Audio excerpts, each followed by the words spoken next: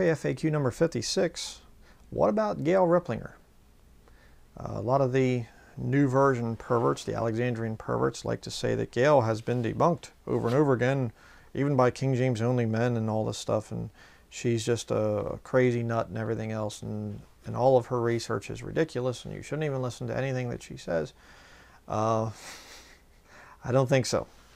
I have just a small little sampling here of books that Gail wrote. I have, I think, just about everything that she has ever written. I have all the different videos that she was in, and Gail Riplinger was one of the first, people that really helped me to get into ministry. She was the first one to sell my video from NIV to KJV, the old one, and then I revised it. She's just been a real source of encouragement to me over the years, and I really do appreciate her. I think she's one of the finest women of God out there.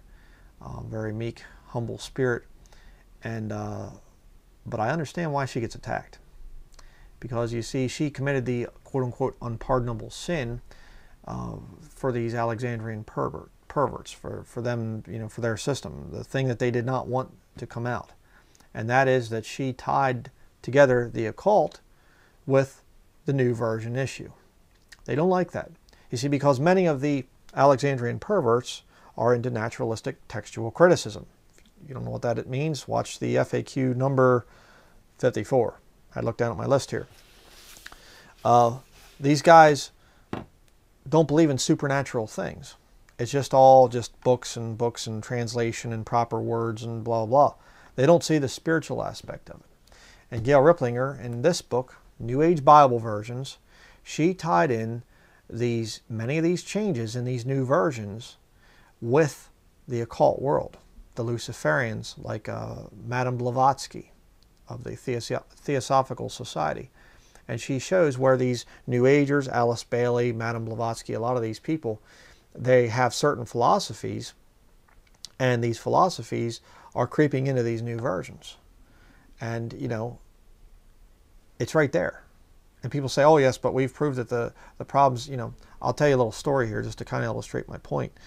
There was this one hireling at a Catholic church I used to go to, Mount Zion Baptist Church, and this Terry, can't think of what his last name was now, but he was the assistant pastor there. And I said something about Gail Riplinger, and he was like, oh yeah, well, we don't believe in what she is, because David Cloud, brother David Cloud has debunked her and stuff. And I said, what part of her book did he debunk? He said, well, pretty much the whole thing. I said, okay, what about page 219? And he looks at me, he goes, huh? I said, page 219, what about the information on page 219? Or how about page 313 or 402 or whatever? And he's just like, huh? And I said, did he debunk everything on every page? I said, first of all, did you read the book? No. Why not? Well, David Cloud told, he debunked it, so I didn't bother reading it. Well, okay, yeah, that's smart. But I said, did he debunk every single point that she ever made? See, again, these naturalistic textual criticism type of people, they have this philosophy that if you can debunk a couple points in the book, then you throw out the rest of the book. That's how they handle the Bible, you see. If you can prove a few inconsistencies and translational errors in the King James Bible, then you can throw out the whole thing, right? You see the mentality of these people? And by the way, Gail has answered all these critics. There's other books and things. I think the Blind Guides, things, she answered a lot of these, attacks on her book here. But the fact of the matter is, even if you can say, well, she was wrong in 10 quotes in the book, what about the other hundreds of pages? And let me tell you how I came to get this copy of this book. Way back when I first got into the Bible version issue, I heard about this thing, and I heard of all the controversy back and forth. And I actually was going to another Baptist church at the time, Cornerstone Baptist, and one of the deacons knew that I was getting into the Bible version issue, and he handed me a whole thing rebutting this book, saying that this book was wrong. And I thought, well, okay, I'm going to read Gail's book first, and then I'll read this whole thing debunking her book. So I had a whole collection of new versions at that time, and because from my past lost life, using these new versions. And so I just started, I read her book from cover to cover, and I'd go through and it'd say, like here on page 289, my kingdom is not of this realm. Here in John 18 verse 36 in the NIV, NASB, at all. In other words, and others is what that means. King James Bible says, my kingdom is not of this world. New versions say realm, King James says world. And so what I started to do is, I started to go through there and I started to, and I'd put the book down. I remember I'd take a bookmark and I'd stick it in there, and I'd look up in my NIV and I'd get my King James Bible and I'd look it up and I'd say, whoa, she's right, it does say that. And I looked up every single reference that she had in there. And I began to see, you know what, there is a conspiracy here. There is a satanic conspiracy. I mean, why would you have, all of these verses being changed that, the new versions go softer on Roman Catholicism. They definitely are producing an Antichrist spirit and Antichrist, groups of people. The churches that begin to use the new versions, all of a sudden the whole spirit changes. You get these King James Bible using church buildings, and they start to use the new versions, and all of a sudden everything falls apart. They bring in the rock music, they bring in the whole one world, philosophy. And so, I read her book and it's like, wow, this stuff works out. And then I started to look at these quotes from these guys, that supposedly debunked her book. And I started to see that their arguments against her just weren't holding up. And they talk about, well, she misquoted, she took the words of Westcott and Hort out of context and things like this.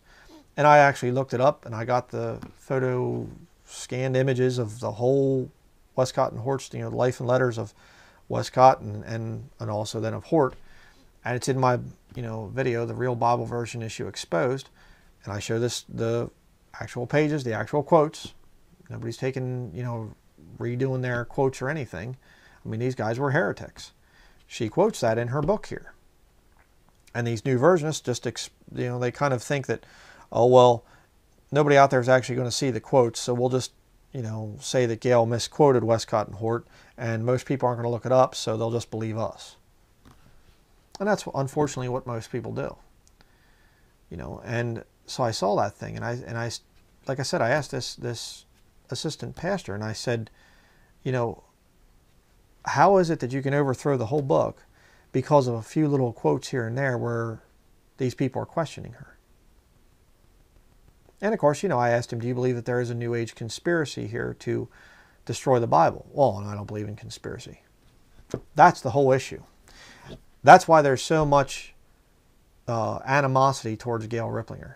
Okay, they can't get her for her attitude because she's not like Ruckman. Ruckman's very abrasive and things like that. He'll call people stupid or whatever else, and people get offended at that, so they'll attack Ruckman over his speech. But they can't use that on Gail Riplinger because she's very sweet and very nice and very humble. So they say, well, she's a conspiracy theorist or whatever else. And they'll try to throw out her books based on a few quotes that they don't agree with. But nobody has ever come close to answering this whole book. And they never will. They can't. So if you want to study this issue and really get an in-depth knowledge of this issue, I highly recommend Gail Riplinger's books, all of them, and all of her videos. And people come along and tell you, oh, well, she's been debunked and things. No, she hasn't. No, she has not. Like I said at the beginning, the problem with Gail Riplinger is she ties the new versions in with the Luciferian New Age conspiracy that's bringing about the New World Order. And you talk to these new versionists, they don't even believe in that. So that's the issue with Gail Riplinger.